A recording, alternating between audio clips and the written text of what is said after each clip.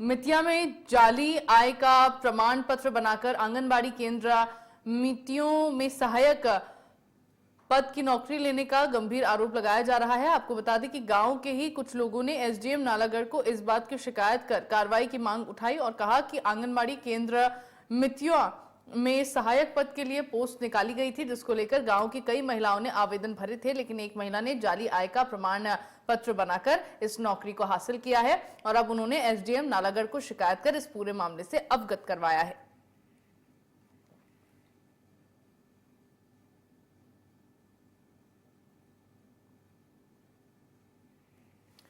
प्रमाण पत्र से आंगनबाड़ी में नौकरी लेने का आरोप है। मितियों में जाली प्रमाण पत्र बनाने का यह मामला, जिससे आंगनबाड़ी में नौकरियां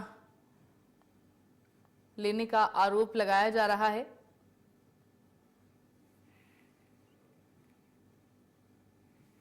गांव के लोगों ने एसडीएम से कार्रवाई की मांग की है। प्रमाण पत्र से आंगनबाड़ी में नौकरी लेने के आरोप लगाए गए हैं।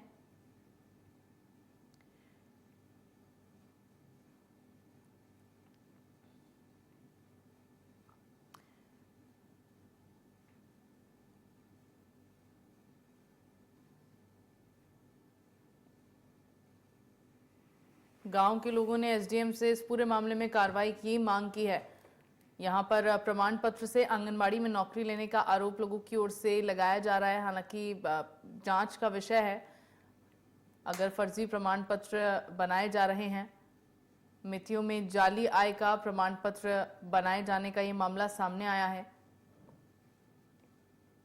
और इसी तरह इस प्रमाण पत्र के जरिए लोग आंगनबाड़ी में नौकरी ले रहे हैं।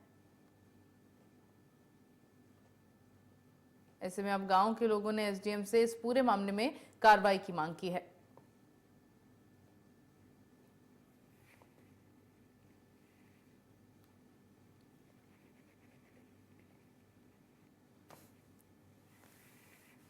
तो गांव के लोगों ने एसडीएम से कार्रवाई की मांग की है। प्रमाण पत्र से आंगनबाड़ी में नौकरी लेने का आरोप लगा है।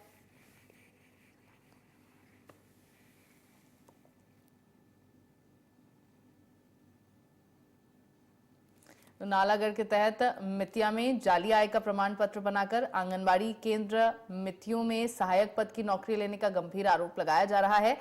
आपको बता दें कि गांव के ही कुछ लोगों ने एसडीएम नालागढ़ को इस बात की शिकायत कर कार्रवाई की मांग उठाई और कहा कि आंगनबाड़ी केंद्र मितियों में सहायक पद के लिए पोस्ट निकाली गई थी, जिसको लेकर गांव की कई महिलाओं ने आवेदन भरे थे, लेकिन एक महिला ने जाली आय का प्रमाण पत्र बनाकर इस नौकरी को हासिल कर लिया और अब उन्होंने एसडीएम नालागढ़ को शिकायत कर इस पूरे मामले में अवगत करवाया है।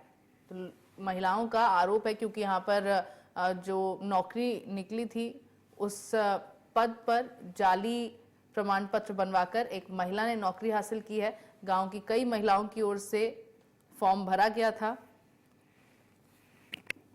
मैं आंगनवाड़ी हेल्पर के लिए आवेदन किया था और जो उसमें मेरे जो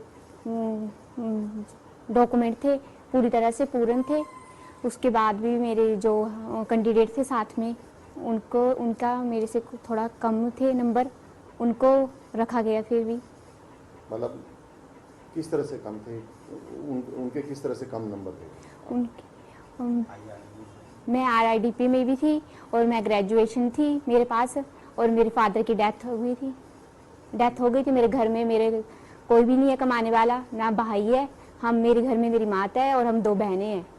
फिर उनके पास +2 थी और एक SC का था। फिर उनको भी अपॉइंट किया गया। उन्होंने पहले 7/9/2024 को एक इनकम सर्टिफिकेट बनाया था अपने हस्बैंड के नाम से, जिनका नाम कुलदीप धीमान है। उनके नाम से 65,000 का वो बनाया था इनकम सर्टिफिकेट।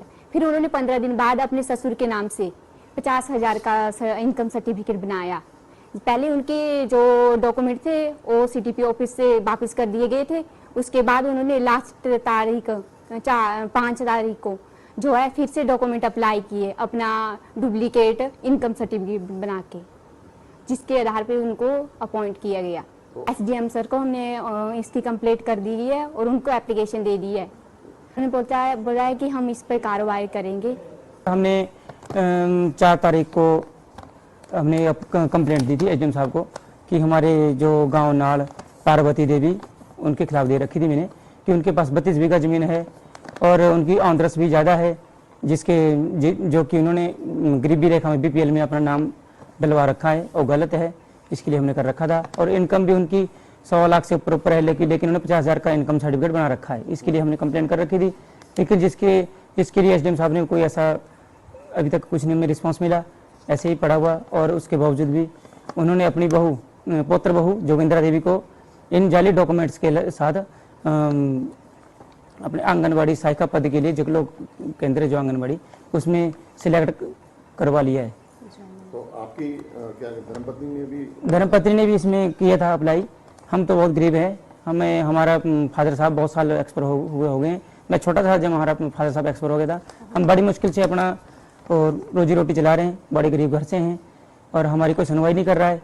हमने कंप्लेंट भी की, बीडीओ साहब को भी की थी, एसडीएम साहब को भी की थी, लेकिन इसका हमें कोई अभी तक कुछ नहीं हुआ, कुछ भी रिस्पांस नहीं मिला हमें। तो क्या चाहते हैं? हम चाहते हैं कि इसके ऊपर छानबीन की जाए और उसके उपरांत ही इस जो आंगनबाड़ी सहायिका पद है उसको भरा जाए। कि ये मितिया और जगलोक में जो है आंगनबाड़ी केंद्रों में सहायिका के पोस्ट खाली थे, तो उसके भरने के लिए हमने इंटरव्यू रखे थे, साक्षात्कार रखे थे। तो उस साक्षात्कार के आधार पे और जो डॉक्यूमेंट्स हैं +2 या उसके हायर क्वालिफिकेशन या दूसरे जितने भी डॉक्यूमेंट्स हैं, उसके आधार पे जो साक्षात्कार पे जितने भी मार्क्स लगे हैं उसी के आधार पे इनका चयन हुआ है। और इस बारे में किसी भी तरह का ये जो है गलत डॉक्यूमेंट्स के आधार पे नियुक्ति दी है, ये सत्य प्रतीत नहीं होता है। अगर किस मैटर पे इंक्वायरी चाहते हैं वो डिपेंड करता है। यदि वो किसी के आय को चैलेंज करना चाह रहे हैं तो वो जो है रेवेन्यू डिपार्टमेंट में उनको इस बारे में छानबीन करवानी चाहिए। हमारे पास जो डॉक्यूमेंट आया है, आय प्रमाण पत्र है, उसके आधार पर हमने जो है उसकी पात्रता निश्चित की है।